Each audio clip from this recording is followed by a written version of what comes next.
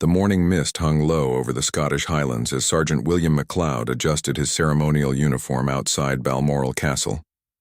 After 23 years of faithful service to the crown, he had seen many changes within the royal household, but nothing had prepared him for what was about to unfold on this crisp autumn day. William had been handpicked by Queen Elizabeth herself to oversee the security of her most private retreat. Balmoral wasn't just another royal residence.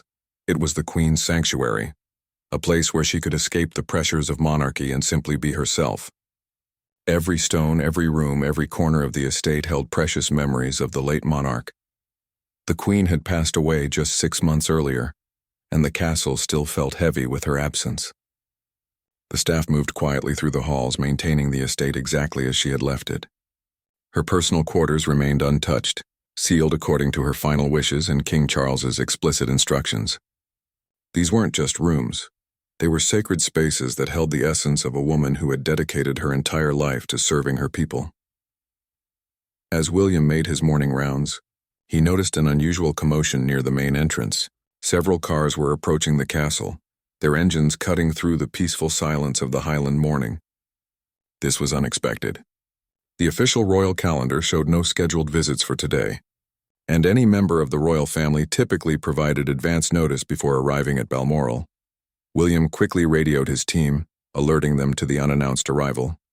His years of experience had taught him to be cautious about unexpected visitors, even when they bore royal credentials. The Queen had always been particular about her privacy at Balmoral, and those protocols remained in effect even after her passing. The lead vehicle came to a stop at the main entrance, and William felt his stomach tighten as he recognized the passenger stepping out. Queen Camilla emerged from the car, dressed in an elegant coat and carrying herself with the confidence of someone accustomed to royal privilege. Behind her, several staff members began unloading luggage and what appeared to be personal belongings. William approached respectfully but with obvious concern. He had served during Camilla's transition from the Duchess of Cornwall to Queen Consort, and while he maintained professional courtesy, he had never forgotten his primary loyalty was to the late Queen's memory and the preservation of her wishes. "Your Majesty," William said, offering a formal bow, "I wasn't informed of your visit today. The castle isn't prepared for royal occupancy at this time." Camilla smiled dismissively, waving off his concerns. "That won't be necessary, Sergeant. I'm here to inspect the premises and make some arrangements. I trust you can accommodate these simple requests." But William's unease grew stronger as he watched Camilla's staff begin moving toward areas of the castle that had been specifically designated as off-limits. The Queen's private study, her personal sitting room, and most importantly, her bedroom suite, all spaces that King Charles had ordered to remain exactly as his mother had left them. "Ma'am, I'm afraid there are certain areas of the castle that remain restricted," William said, his voice steady but firm. "These restrictions come directly from His Majesty the King and are in accordance with the late Queen's final wishes." Camilla's expression shifted slightly, a flash of irritation crossing her features. "I think you may be confused about the current hierarchy, Sergeant. As Queen Consort, I believe I have the authority to access any part of this residence that I deem necessary." William felt the weight of his oath to protect the Queen's memory pressing down on him. He had promised Elizabeth II that Balmoral would remain her sanctuary even after her death, and he wasn't about to break that promise now. The tension in the air was palpable as staff members from both sides watched the exchange unfold. "With respect, Your Majesty, my orders regarding the restricted areas come directly from the King. I cannot permit access to the Queen's private quarters without his explicit authorization," William replied, his voice carrying the quiet strength that had earned him the late Queen's trust. The Scottish wind picked up, rustling through the ancient trees that surrounded the castle. In that moment, William could almost feel the presence of Queen Elizabeth, watching over her beloved Balmoral and expecting him to protect what she held most dear. This was more than just a disagreement about access to rooms. It was about respect, memory, and the sacred trust between a sovereign and those who served her. As Camilla's staff continued to unload equipment and personal items, William realized this was not going to be a simple misunderstanding that could be resolved with a phone call. The Queen Consort had clearly come with intentions that went far beyond a casual visit, and those intentions seemed to directly conflict with the solemn promises made to preserve the late Queen's private spaces, the morning that had started with peaceful routine, was quickly escalating into something much more significant. William knew he was about to face one of the most challenging situations of his career. Caught between his duty to the current royal family and his sacred obligation to honor the memory of the monarch he had served with unwavering devotion for over 2 decades. The tension at Balmoral's entrance continued to build as Queen Camilla's entourage grew more impatient. William noticed her private secretary, a sharp-eyed woman named Mrs. Henderson, whispering urgently in the Queen Consort's ear, while gesturing toward the castle's restricted wing. "Sergeant MacLeod," Camilla said, her voice taking on a more authoritative tone. "I'm not asking for permission. I'm informing you of my intentions. I need to assess these rooms for upcoming renovations and modernization plans." William's heart sank.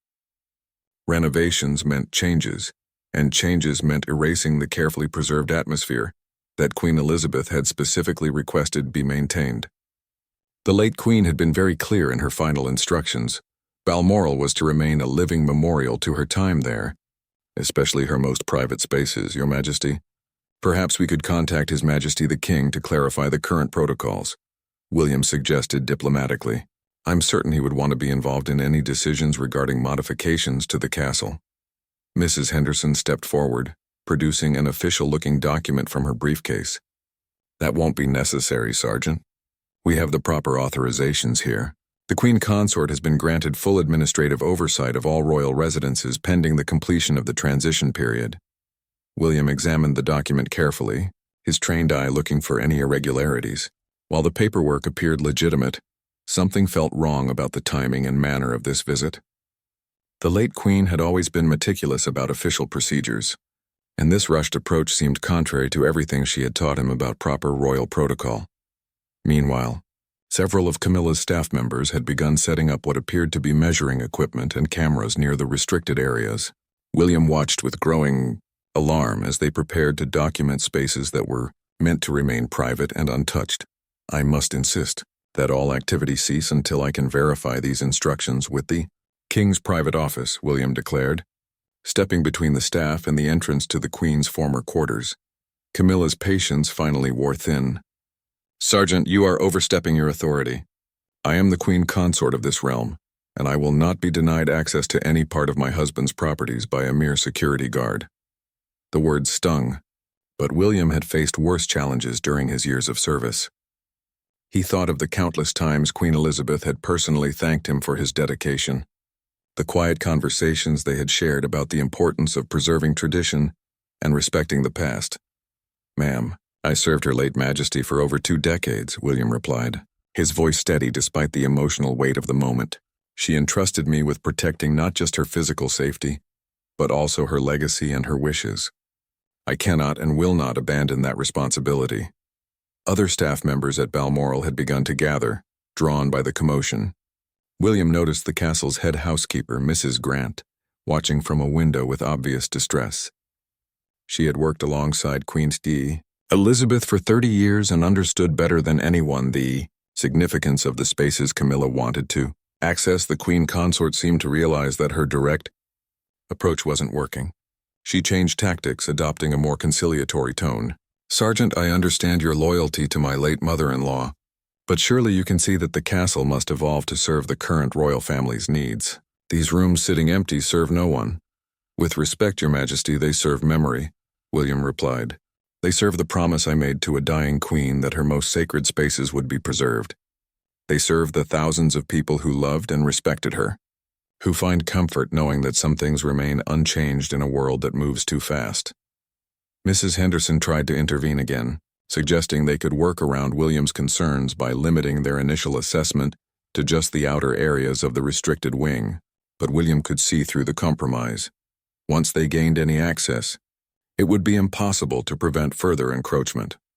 As the standoff continued, William quietly activated his communication device to send a discreet message to the King's private secretary. He needed backup, and he needed it quickly. The situation was escalating beyond what he could handle alone, and the stakes were too high to risk making the wrong decision. Camilla noticed his subtle movement, and her expression hardened. "If you contact anyone without my permission, Sergeant, You will find yourself looking for new employment by evening. I trust I've made myself clear. The threat hung in the air like storm clouds over the Highland peaks. William had faced many challenges in his career, but never had he been so directly caught between competing loyalties within the royal family itself. His duty to the crown was absolute, but which crown should he serve when they seemed to be in conflict? The autumn wind picked up again, carrying with it the scent of heather and the distant sound of bagpipes from the village below. It was as if Scotland itself was weighing in on the confrontation, reminding everyone present of the deep traditions and sacred commitments that had defined this place for generations. William stood his ground, knowing that this moment would define not just his career, but his integrity as a guardian of royal trust.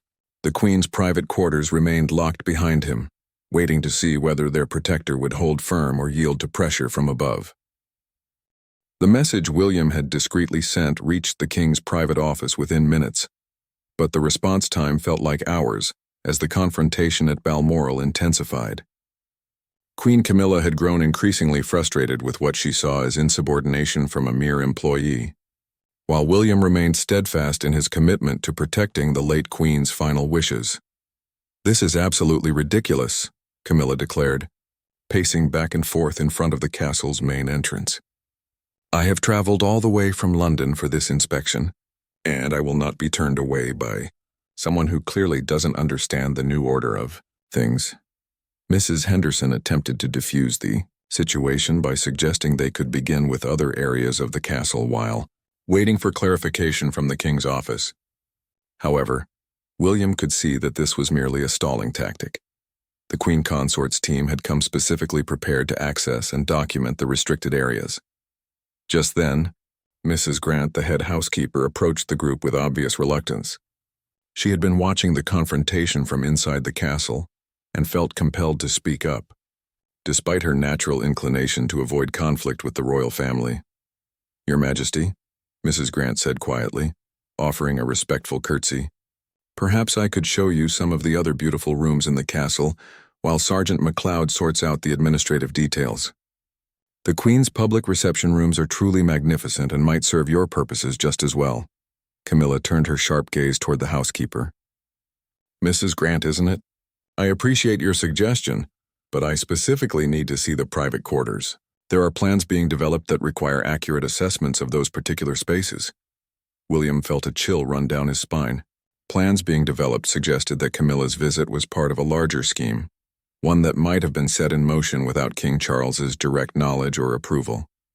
The late Queen had always been suspicious of hasty decisions regarding her beloved Balmoral, and her instincts seemed to be proving correct even from beyond the grave. "What sort of plans, if I may ask, Your Majesty?" William inquired, trying to keep his tone respectful while gathering crucial information. Mrs. Henderson quickly stepped forward, clearly uncomfortable with the direction of the conversation. "Those details are confidential, Sergeant. What matters is that we have the authority to proceed." But Camilla, perhaps feeling that transparency might help overcome the resistance, decided to share more than her secretary would have preferred. "If you must know, there are discussions about converting some of these underutilized spaces into more functional areas. Perhaps a modern office suite or guest accommodations that actually reflect contemporary royal needs." The words hit William like a physical blow. Converting the Queen's private sanctuary into offices or guest rooms would be the ultimate betrayal of her memory. These weren't just empty rooms. They were sacred spaces where Elizabeth II had spent her happiest and most peaceful moments, away from the pressures of public life. "Your Majesty," William said, his voice carrying more emotion than he intended, "those rooms contain the Queen's personal belongings, her private correspondence, her most treasured possessions. She specifically requested that they remain undisturbed as a place where future generations could understand who she was as a person, not just as a monarch."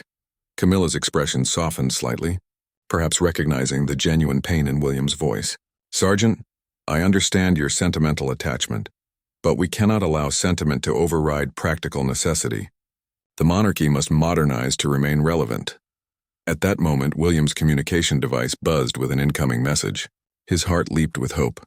Perhaps the King's office had responded with clear direction that would resolve this terrible situation. He glanced at the device and saw a message from the King's private secretary requesting an immediate phone call. Your Majesty, I've received an urgent communication from His Majesty's office, William announced. With your permission, I need to take this call immediately. Camilla hesitated, clearly torn between maintaining her authority and avoiding a potential conflict with her husband. Very well, but make it quick. My schedule doesn't allow for extended delays. William stepped away from the group and placed the call, speaking in low, urgent tones with the king's representative. The conversation lasted several minutes, during which Camilla and her staff waited with obvious impatience. When William returned, his expression was grim but determined. Your Majesty, I've spoken directly with Sir Edward Fleming, His Majesty's private secretary. He has confirmed that no authorization has been given for modifications to the restricted areas of Balmoral. Furthermore, the king specifically requests that all activity in those areas cease immediately pending his personal review of any proposed changes. Mrs. Henderson's face went pale, and she quickly began examining her documents again, as if searching for some contradiction to William's statement. Camilla herself seemed genuinely surprised by this development, suggesting that she may have been operating on incomplete or incorrect information.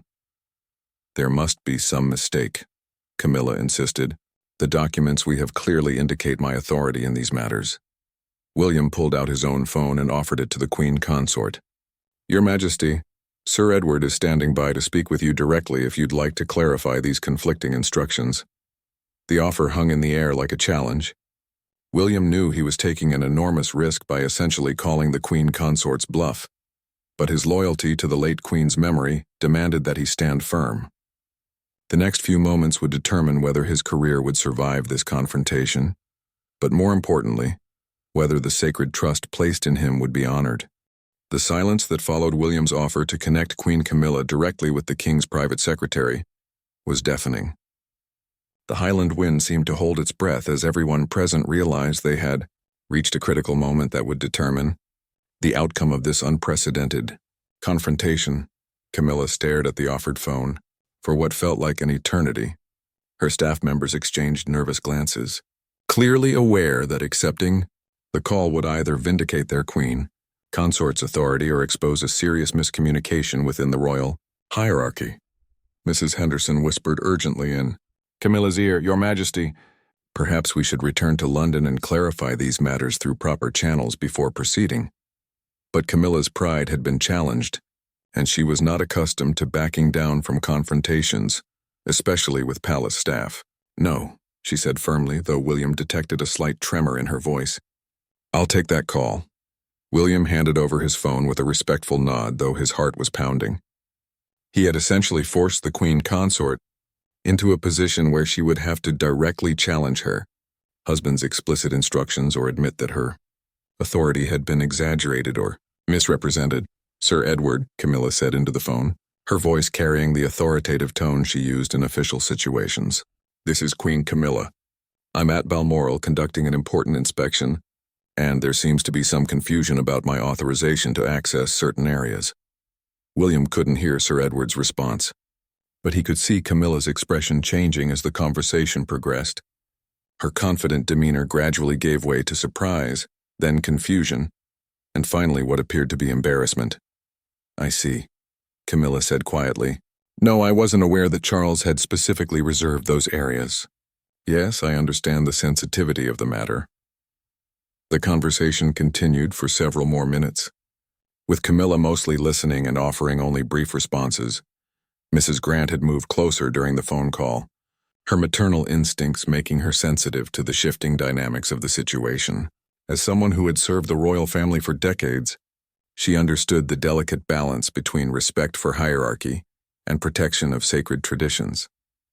When Camilla finally ended the call and handed the phone back to William, her entire demeanor had changed. The commanding presence she had arrived with had been replaced by something approaching sheepishness. It appears, Camilla said slowly, that there has indeed been a significant miscommunication. His Majesty was not aware of my visit today, and he has confirmed that the restricted areas are to remain off limits pending his personal review of the late Queen's final instructions. Mrs. Henderson quickly began gathering the documents and equipment that had been set up, clearly eager to remove any evidence of their failed mission. The other staff members followed suit. packing up their materials with efficient but embarrassed haste. William felt a mixture of relief and sympathy. While he had successfully protected the Queen's sanctuary, he took no pleasure in the obvious discomfort of the royal family members involved. "Your Majesty, perhaps we could arrange a proper tour of the unrestricted areas of the castle? There are many beautiful spaces that showcase the estate's history and charm." Camilla looked at him with what might have been grudging respect. "Sergeant MacLeod, I owe you an apology. It seems I was operating on incomplete information, and I should have verified the current protocols before arriving unannounced." The admission surprised everyone present. Royal apologies to staff members were rare and significant events, suggesting that Camilla recognized the gravity of what had almost occurred. "Your Majesty, no apology is necessary," William replied diplomatically. "My only concern is ensuring that the late Queen's wishes are respected while serving the current royal family to the best of my ability." Mrs. Grant stepped forward, sensing an opportunity to help heal the wounded feelings on both sides. "Your Majesty, if I may suggest, the Queen's formal dining room and the library contain some truly remarkable historical pieces that might interest you." Her Majesty took great pride in the collection of Scottish artifacts displayed there. Camilla considered the offer, clearly torn between her desire to maintain dignity and her curiosity about the estate she had rarely visited during Queen Elizabeth's lifetime. "Perhaps a brief tour would be appropriate, Mrs. Grant. I confess I haven't spent much time at Balmoral and would benefit from understanding its significance better." As the group began moving toward the castle's main entrance, William felt the tension in his shoulders beginning to ease. The immediate crisis had passed, and the Queen's private quarters remained secure. However, he knew this incident would have lasting repercussions throughout the royal household. The afternoon sun was beginning to peek through the highland clouds, casting long shadows across the castle grounds. As they walked, Mrs. Grant began sharing stories about Queen Elizabeth's love for Balmoral, her annual traditions, and the care she took in preserving the estate's authentic Scottish character. William noticed that Camilla listened intently to these stories, perhaps beginning to understand why the late Queen's staff felt so protective of her memory and her final wishes. The castle itself seemed to breathe easier as the group moved away from the restricted areas and toward spaces where the Queen's presence could be celebrated rather than disturbed. But even as the immediate crisis resolved, William knew that larger questions remained. The incident had revealed potential communication breakdowns within the royal hierarchy and competing visions for how the monarchy should evolve in the post-Elizabeth era. The battle for Balmoral's soul was far from over. The impromptu tour of Balmoral's unrestricted areas began in the Grand Library, where afternoon sunlight streamed through tall windows onto leather-bound volumes that had been collected over generations. Mrs. Grant moved through the space with the confidence of someone who knew every book, every artifact, and every story contained within these walls. Her Majesty spent countless hours in this room, Mrs. Grant explained, her voice carrying the warmth of fond memories. She particularly loved reading by that window seat during the summer evenings, when the Highland light seemed to last forever. Queen Camilla examined the room with growing interest, perhaps seeing it through new eyes now that she understood the personal significance these spaces held. William watched her carefully, noting how her earlier aggression had been replaced by something approaching genuine curiosity. "The Queen was quite particular about the arrangement of these books," Mrs. Grant continued, gesturing toward shelves that contained everything from classic literature to detailed histories of Scotland. She insisted that they remain accessible, not just for display. She believed a library should be lived in, not merely admired. As they moved through the castle, William began to relax slightly, though he remained alert for any signs that Camilla might try to steer the tour toward the restricted areas. Her staff members followed quietly, some of them clearly impressed by the authentic historical atmosphere that permeated every room. In the formal dining room, Mrs. Grant pointed out the paintings of previous monarchs and the collection of Highland crystal that Queen Elizabeth had personally selected over the years. Her Majesty always said that Balmoral should feel like home, not like a museum. She wanted it to be a place where the royal family could be themselves. Camilla paused before a particular painting of Queen Victoria, who had originally chosen Balmoral as a royal retreat. "I'm beginning to understand why Charles speaks of this place with such reverence," she admitted quietly. There's something different about the atmosphere here. William felt a flicker of hope. Perhaps this incident, despite its difficult beginning, might lead to a better understanding between the current royal family and the staff who were dedicated to preserving the estate's legacy. However, as the tour progressed, Mrs. Henderson began asking pointed questions about the castle's operations, staffing levels, and maintenance costs. William realized that while Camilla might be developing an appreciation for Balmoral's history, her secretary was still gathering information that could be used for future administrative decisions. Mrs. Grant, Mrs. Henderson inquired, how many staff members are currently employed full-time at the estate? And what are the annual costs for maintaining these historical collections? The questions made William uncomfortable. They suggested that despite the morning's setback, there were still ongoing discussions about modernizing Balmoral in ways that might not respect the late Queen's vision for the estate. Mrs. Grant answered the questions professionally, but William could see the concern in her eyes. She had worked too long in royal service not to recognize the implications of such detailed inquiries about costs and efficiency. As they concluded the tour in the main reception hall, Camilla turned to address both William and Mrs. Grant directly. I want to thank you both for your patience today and for helping me understand this estate better. It's clear that Balmoral holds a special place in the royal family's history. The words were gracious, but William detected something else in her tone, a suggestion that future visits might not be announced in advance, and that the questions raised today were far from resolved.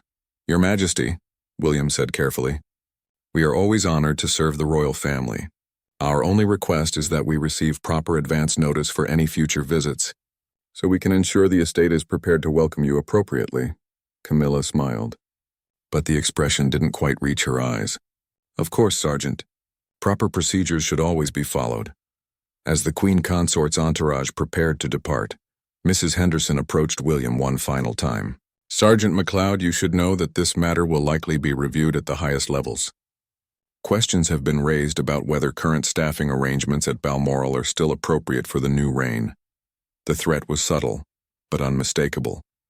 William's actions today, while successful in protecting the Queen's private quarters, had potentially marked him as an obstacle to future plans for the estate.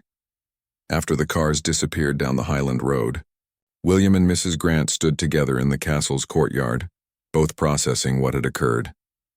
The immediate crisis had passed, but they both understood that larger challenges lay ahead. Do you think we did the right thing?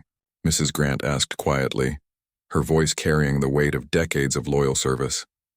William looked back at the castle, thinking of the sealed rooms that contained Queen Elizabeth's most personal possessions, her private writings, her treasured photographs, all the intimate details that made her human rather than just a historical figure. We kept our promise to her, he said finally. Whatever happens next, we kept our promise. But even as he spoke those words, William knew that the battle for Balmoral's future was far from over.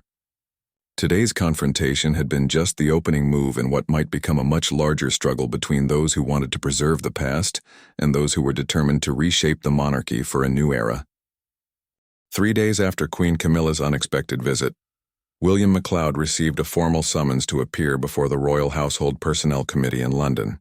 The official letter, delivered by courier, was brief and ominous in its bureaucratic language, requesting his presence to discuss recent operational procedures at Balmoral Castle. William knew this was the consequence Mrs. Henderson had warned him about. His actions, while protecting the late Queen's wishes, had created ripples throughout the royal hierarchy that could no longer be ignored. As he prepared for the journey to London, he reflected on the career that might be coming to an end. Mrs. Grant found him packing his formal uniform in his quarters within the castle staff wing. You don't have to face this alone, William, she said quietly. Several of us are willing to testify about what really happened here. William appreciated her loyalty, but he also understood the politics involved. Mrs. Grant, you have families to support and careers to protect. I won't ask anyone to risk their position for my sake. But you risked yours for all of us, she replied firmly. For the Queen's memory, for the integrity of this place. That means something. The trip to London felt like a journey between two different worlds. Balmoral, with its Highland serenity and connection to royal history, seemed light years away from the formal bureaucracy of Buckingham Palace. William had always preferred the authentic atmosphere of the Scottish estate to the political maneuvering that characterized much of royal administration. The hearing took place in a wood-paneled conference room that reeked of institutional authority. 3 officials sat behind a polished table: Sir Marcus Webb, the head of royal household operations; Lady Catherine Morrison, director of estate management; and surprisingly, Sir Edward Fleming, the king's private secretary whose phone call had validated William's position just days earlier. Sir Marcus opened the proceedings with formal courtesy that barely concealed his disapproval. "Sergeant MacLeod, you understand why you've been called here today. There are serious questions about your conduct during Queen Camilla's visit to Balmoral." William stood at attention, his military training serving him well in this intimidating environment. "Yes, sir. I'm prepared to explain my actions and the reasoning behind them." Lady Morrison consulted her notes before speaking. "According to the reports we've received, you directly challenged the Queen Consort's authority and prevented her from accessing areas of a royal residence. These are extremely serious allegations." "With respect, ma'am," William replied, "I followed established protocols and explicit instructions from His Majesty regarding the restricted areas of Balmoral. My primary duty has always been to serve the Crown faithfully, which includes honoring the final wishes of the late Queen." Sir Edward leaned forward, his expression unreadable. "Sergeant MacLeod, can you explain why you felt it necessary to contact this office during Queen Camilla's visit?" William chose his words carefully. "Sir, I was presented with conflicting directives. As the officer responsible for security and protocol at Balmoral, I felt obligated to verify instructions that seemed to contradict previously established orders." The questioning continued for over an hour, with the committee examining every detail of the confrontation. William answered each question honestly, though he could sense the political undercurrents that influenced how his responses were being received.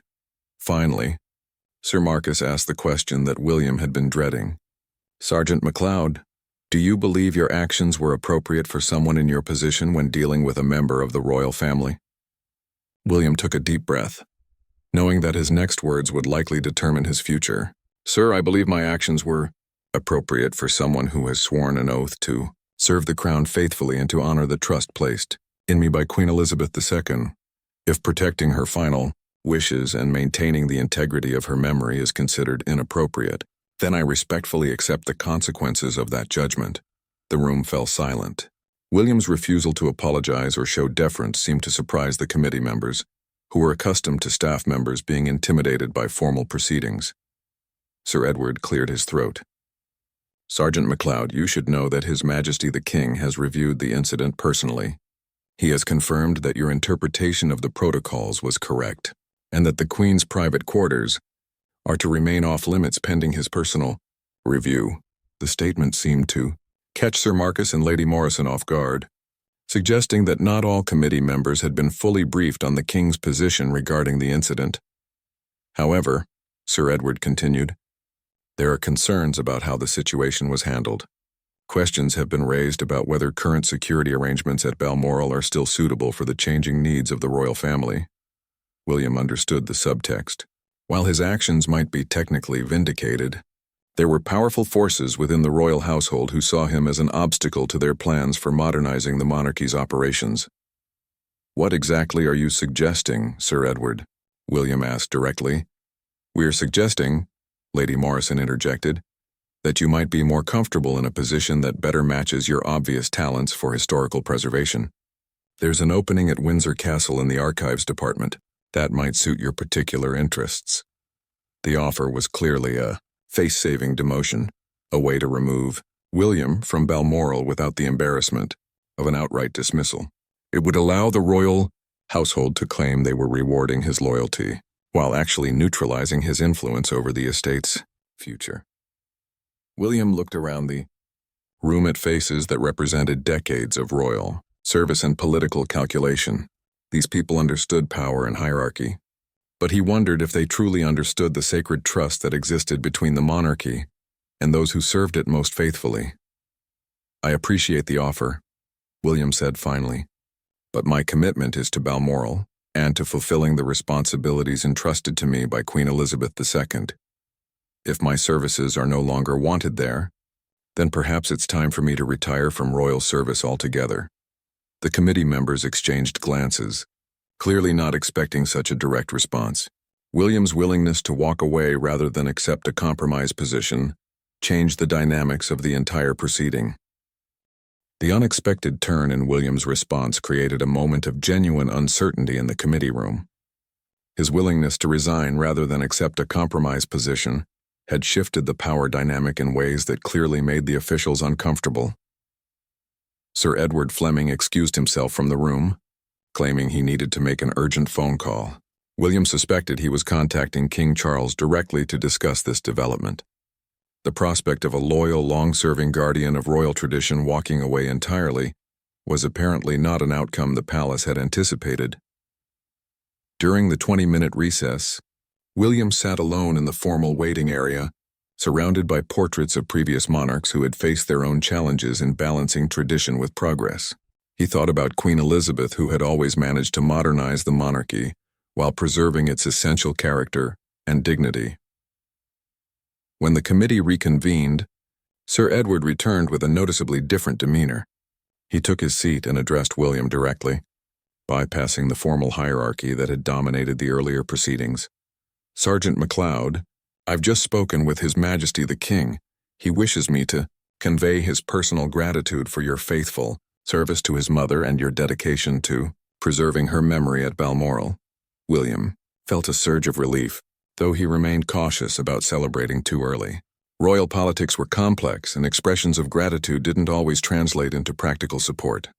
Furthermore, Sir Edward continued, "His Majesty has decided to establish a formal royal heritage protection protocol for all royal residences. This protocol will clearly define which areas and items are to be preserved exactly as they were during previous reigns, removing any ambiguity about access and modification rights." Sir Marcus and Lady Morrison exchanged glances that suggested this decision had not been discussed with them in advance. William began to understand that his confrontation with Queen Camilla had forced King Charles to address larger questions about how royal properties should be managed. During the transition period, the King has also decided, Sir Edward announced, that you will be appointed as the first Director of Heritage Protection at Balmoral, with expanded authority over all preservation matters at the estate. This position will report directly to His Majesty's office, ensuring that heritage concerns receive appropriate weight in all future decisions. The promotion was unexpected and significant. Rather than being punished for his actions, William was being rewarded with greater authority and direct access to the king himself. It was a clear signal that Charles valued the protection of his mother's memory above political convenience. Lady Morrison cleared her throat uncomfortably. "Sir Edward, has consideration been given to how this new position might affect existing administrative structures?" "The king's instructions are quite clear," Sir Edward replied firmly. "Heritage protection is to take priority over administrative efficiency when the two come into conflict. Sergeant MacLeod, or rather, Director MacLeod, will have the authority to override any proposed changes that would compromise the historical integrity of Balmoral." William accepted the promotion with quiet dignity, though internally he felt overwhelmed by the magnitude of the trust being placed in him. "Sir Edward, I'm honored by His Majesty's confidence. I promise to execute these responsibilities with the same dedication I've shown throughout my career." As the hearing concluded, William realized that his confrontation with Queen Camilla had achieved something far greater than simply protecting a few rooms. It had forced the royal family to articulate their values and priorities during this crucial transition period, establishing precedents that would protect royal heritage for future generations. The journey back to Balmoral felt entirely different from his worried trip to London. William carried with him official documentation of his new authority and a personal letter from King Charles expressing his appreciation for the sergeant's unwavering loyalty to Queen Elizabeth's memory. When he arrived at the castle, Mrs. Grant and the other staff members were waiting anxiously for news. William's smile told them everything they needed to know before he spoke a single word. "The Queen's rooms will remain exactly as she left them," he announced. "His Majesty has made that decision final and official." The relief among the staff was palpable. They had feared that their beloved Queen's most private spaces might be converted into offices or guest rooms, erasing the intimate atmosphere that made Balmoral special. As the Highland evening descended over the castle, William walked through the grounds that had become his life's work. The confrontation with Queen Camilla had tested his resolve and forced him to choose between career advancement and principled action. In the end, his willingness to risk everything for the sake of preserving royal heritage had not only saved the Queen's private sanctuary but had also established new protections for historical sites throughout the royal estate system. The late Queen Elizabeth II had trusted him to protect her memory, and that trust had ultimately been vindicated by her son's recognition of the sacred bond between the monarchy and those who serve it most faithfully. Balmoral would remain a living memorial to Britain's longest reigning monarch, preserved not just as a museum but as a testament to the enduring values that had defined her remarkable reign. In the distance, the Highland bagpipes played their evening song, carrying across the moors the ancient melodies that had comforted Scottish hearts for generations. William listened to the music and felt the presence of Queen Elizabeth in every note, knowing that her legacy would continue to inspire those who understood that some things are too precious to be sacrificed on the altar of modernization.